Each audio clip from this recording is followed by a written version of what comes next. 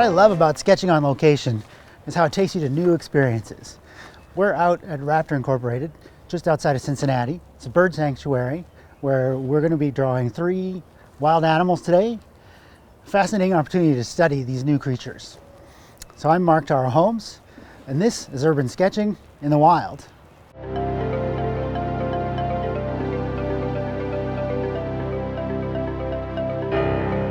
So like I was saying, about sketching in general, what I love about it is that it's the opportunity to study this fascinating creature, and you're like building up that experience with the world. Drawing gives you the patience to sit and just look at this bird. I don't know if you've ever been to the zoo and you want to see all the animals in a day, and you go by and the monkeys aren't doing anything interesting, so you just keep moving. And how often do you stay for an hour to watch just one animal?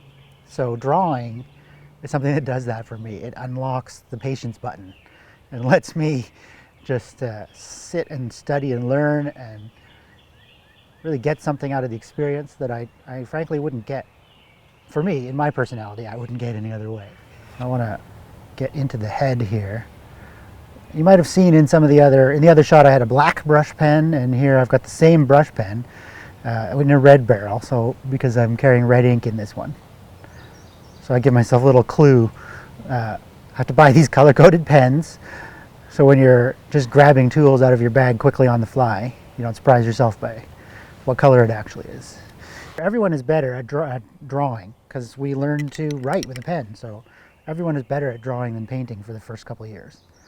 So by drawing that way, though, you're training yourself so that when you've done a lot of drawings with the brush pen and then you come back and get a chance to do one of these in watercolor, you say to yourself, well, this is just like the brush pen, yet in color.